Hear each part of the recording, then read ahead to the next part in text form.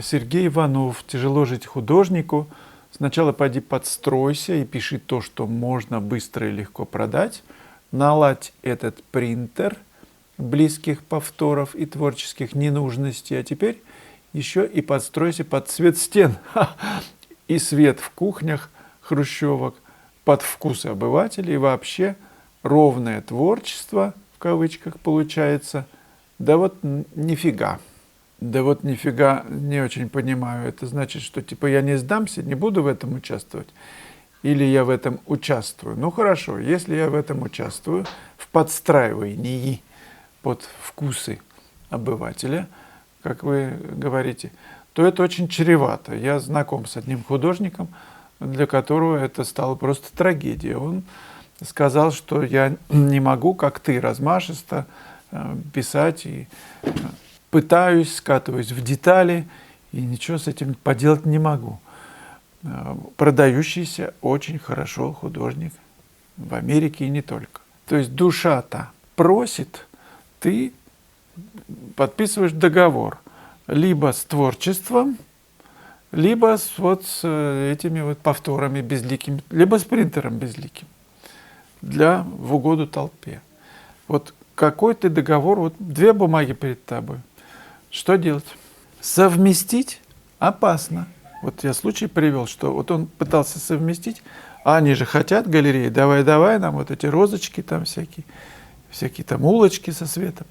Вот народ и закладывает горькую, потому что вот так вот до тошноты уже, наверняка вот сейчас подтвердите, может вы, конечно, об этом не напишете, но это факт, что многие очень страдают от того, что они просто не хотят подходить даже к мольберту и писать вот это вот, всякую вот эту муть, то, что сжирает вот эта толпа обывателей, как вы говорите. Творчество откладывается на потом, и потом ты уже, если тебе начальство дало этот дар, а ты его профукаешь, мягко скажем, да, вот в это, то он просто исчезает. Исчезает. Ты не сможешь вернуться к этому. По крайней мере, опасность в этом есть. Так что будьте осторожны. Ну, может быть, 10% на этот рынок делаете, а все-таки 90% это творчество. Не знаю, как вы поступите, так и будет, конечно. Но пример Саврасова есть в истории, когда тяжело все это заканчивалось. Да и сейчас примеров тому очень много. Корень квадратный. Подскажите, что делать с провисшими от времени холстами? Покупать новый подрамник или использовать старый? Может, как-нибудь снимете обучающий сюжет по этой теме? Ну, может быть, реставраторы подскажут. Вообще разные ситуации бывают. Какая плотность холста? Это же от этого зависит. Если он плотный, и если есть колышки в подрамнике, то можно постучать по ним, чтобы попытаться натянуть, либо перетянуть вообще весь холст. Но это надо пробовать, это нужно смотреть конкретно на холст. Я бы обратился все-таки к профессионалам, если это серьезная работа, раритетная. По крайней мере, посоветуйтесь с ними, с реставраторами, пошлите им фотки, и чтобы они дали заключение, ну, я не знаю, онлайн можно начать с этого, если сами не справляетесь. А в принципе, ну, есть натяжитель холста, железочка такая, есть степлер. В принципе, рассупонить его, значит, снять скобы, если они... Раньше гвоздями наверняка это сделано было, снять. И аккуратно натяжителем и степлем с торца все это перетянуть. Я думаю, каждый мужчина может с этим справиться. Ну, просто аккуратно попробовать начать с этого. Не натягивайте сильно. Пусть немножечко такой дышит холст. Потому что от влажности же зависит. Холст гуляет. Садятся у нас джинсы, если пересушены. Картины, как один коллекционер сказал, они же как дети. За ними нужен уход. То есть температура небольшая, 20 градусов, темнота. Так что они любят уход. Излишняя натянутость тоже может вредить, так что с этим аккуратнее. Ну, прошу реставраторов помочь корню квадратному. А вы подписывайтесь на канал, не забывайте. Вопросы, комментарии, лайки. Елена Пухарева, хочу спросить про ваш необыкновенно круглый самовар. Ну да, он точно круглый. У меня несколько их, разные формы. Признаться, заболела этим самоваром. Даже по блошиным рынкам прогулялась в поисках подобного. Как выяснилось, не так-то просто найти подобную вещицу. Какой он у вас необыкновенный и изящный. И какие великолепные натюрморты с ним у вас получаются. Просто восторг. Расскажите немного о нем, его историю, если не секрет. Я люблю, вся история в том, что где я не бываю, включая в Америке, я захожу на блохастые вот эти магазины, обожаю. Там такие, ведь разные районы, даже вот в России, разные вещи производили всегда. И все это такое вот необычное. В Черногории есть такой магазинчик, я его знаю, с той стороны Бока-Которской бухты, не со стороны Котора, а с другой, не помню, как там называется городочек, ну, поселочек. Но мимо него там не проедешь по дороге, если ехать. Запах, конечно, соответствующий. Столько всякого диковинного. Ну, и я везде все прикупаю. В Риге там знаю магазинчик один. И туда тоже наведываюсь, когда бываю там. История в том, что я даже не вспомню, где я его купил, в каком городе. Не исключено, что в Риге. Ну вот не вспомню. Ну, может быть, на каком-нибудь сайте там блохастом посмотреть. На Авито тоже бывают всякие вещицы. И чаще просто ездить на эти рынки. Обязательно попадется круглый. А потом не обязательно круглый. Можно разных форм покупать, разных цветов. Натюрморты сочинять с такими красивыми вещами, конечно, одно удовольствие. Писать их большая радость. Поэтому понимаю интерес всех. Наверняка все заинтересованы в таких покупках с блошиного рынка. И я первый в очереди. Если вещь классная, я не могу ее не купить.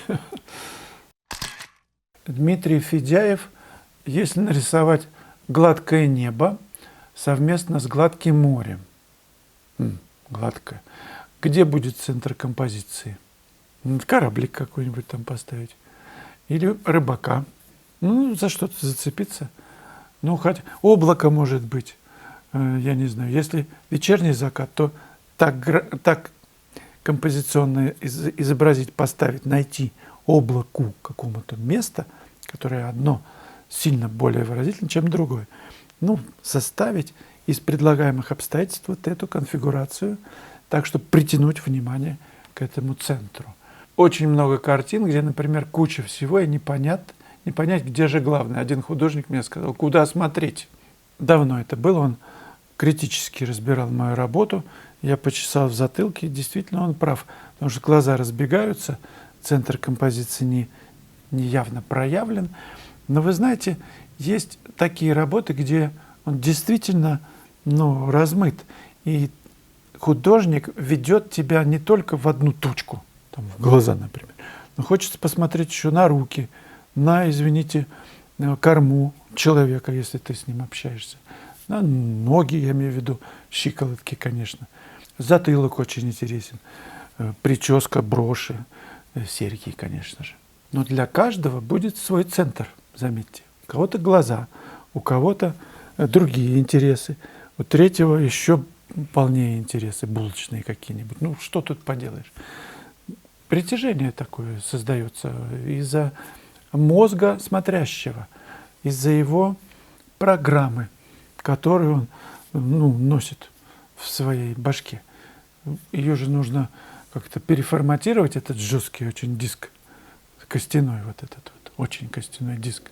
Не переформатировать, а просто апгрейд сделать, вот программное обеспечение сменить, чтобы был такой чистый такой взгляд, такой, только глаза и все, больше ничего.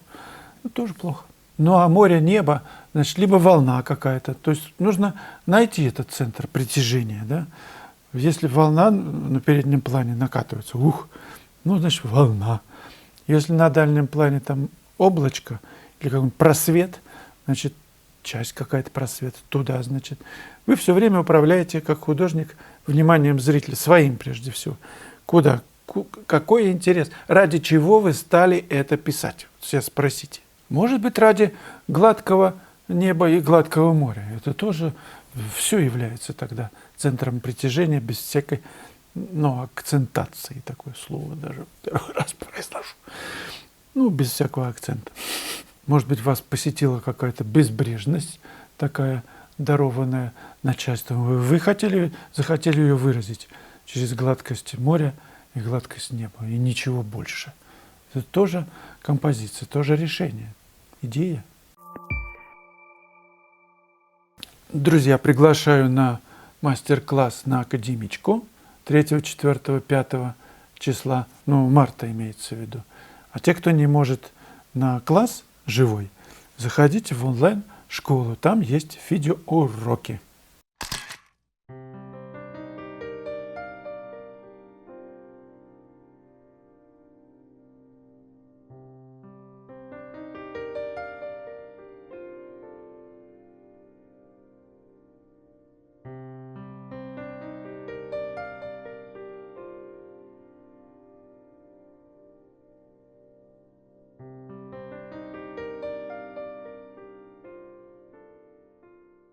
На одном из мастер-классов я писал натюрморт с розой и фруктами. Фрагментарно вы можете посмотреть, как писалась эта работа. В конце ролика будет прямая ссылка на это видео. Посмотрите.